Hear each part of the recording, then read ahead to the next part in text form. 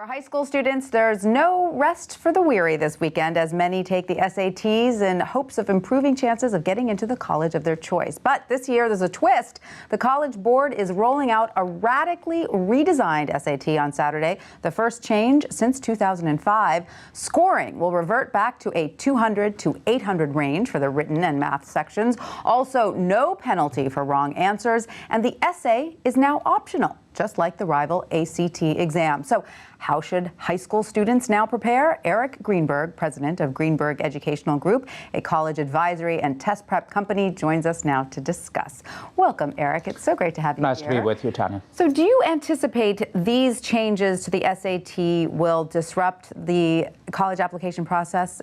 Well, I don't think they'll disrupt the college application process. There are millions of students out there right now who are deciding which test they should take. So it's not going to disrupt the timetable, but it's going to cause a lot of angst in the living rooms and kitchens of families in deciding which test is better for them to take. So more colleges are giving students the option now to choose between the SAT or the ACT. Well, virtually every college in the United States will accept either one. Okay. And it was the case years ago that it was more regional, based upon geography.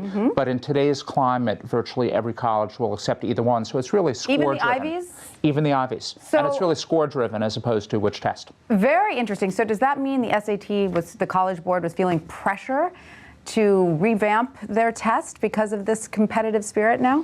Well, one of the big picture items is that the ACT was gaining a lot of market share. So a lot of people in the industry feel that the reason why College Board shifted to make the test look more like the ACT is kind of a response to them losing some of the market share. Okay, so let's go through some of these changes. Now the essay is optional. What's the point then of even doing it? Do you get extra points for doing it? It's not really that you get extra points. It's really a separate scoring system.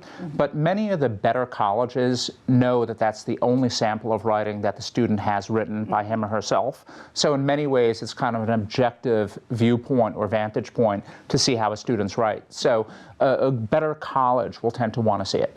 So give us some examples of some of the other changes as they would occur in a sample question. Right. Well, two of the things that are really most extremely different from their prior version were that the new form of the SAT has done away with some of that esoteric vocabulary that no one really liked to study, really no one liked to learn.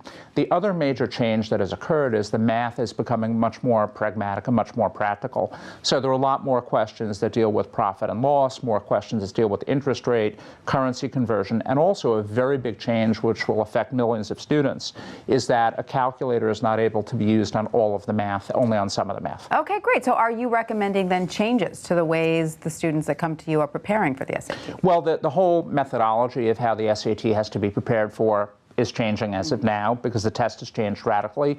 The ACT is staying essentially the same, but we have revamped over the past couple of years since College Board made its announcement that they were changing the test. We've revamped it to reflect the new version that's starting this week.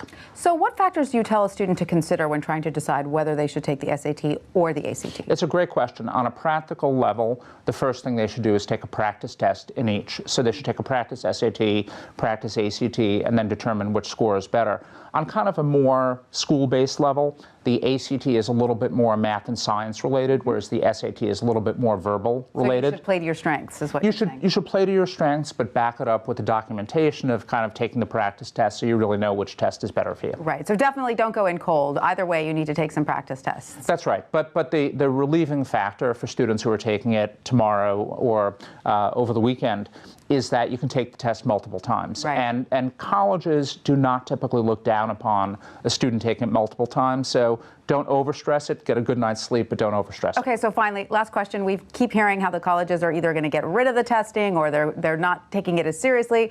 But bottom line is it's still pretty important as of this moment. But bottom line, it's here to stay. Yeah. And bottom line, there's no great news that they're doing away with it. Yeah. There are an increasing number of colleges that are doing away with it, but most colleges are keeping it. And the trend is generally that smaller colleges are the ones, if they're to do away with it, are doing away with it because they have more time to look at each application. Larger colleges, University of California, SUNY system, et cetera, they don't necessarily have the time to look at all the other factors as carefully. They're overwhelmed, and they have to make that choice during a finite period of time. Thank you, Eric Greenberg, very much for that.